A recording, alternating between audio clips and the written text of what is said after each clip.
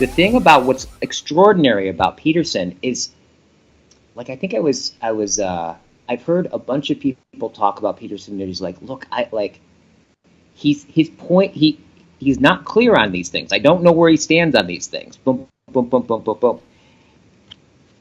And they're kind of criticizing him for that.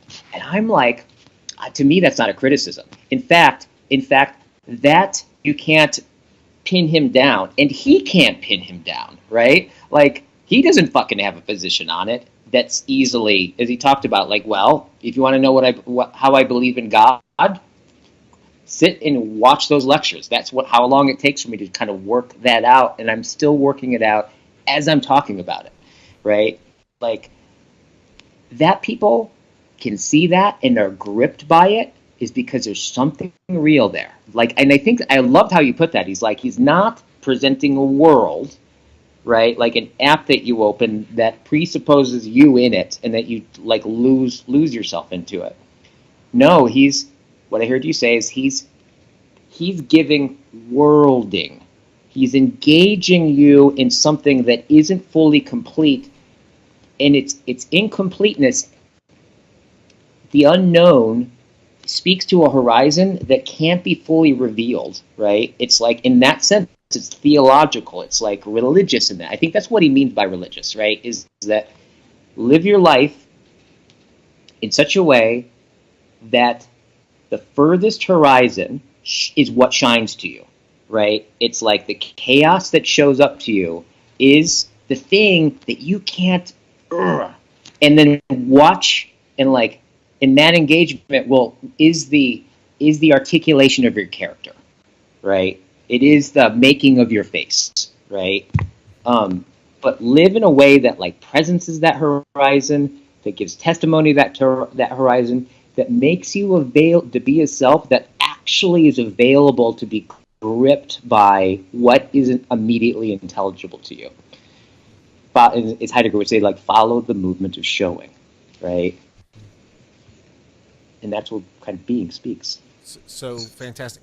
In saying that, I got a new metaphor, which I'm looking forward to how it unfolds. I'm looking forward to how it integrates into what I'm doing. I want to give it to you. So when I think about a horizon, yeah, right? A horizon is relative to where you are. Yep. Mm-hmm. Yep. What I got from what you were saying is that Peterson is saying that there is a horizon beyond your horizon. Yeah. That there is a horizon that happens when you are moving. Mm-hmm. Yep. Yep. And there's this greater horizon, which is you can only imagine it because it's beyond your horizon. And you can't even imagine it because it's beyond your horizon. It's beyond the horizon of your imagination. Mm-hmm. Yep. And it's that greater horizon that you orient towards.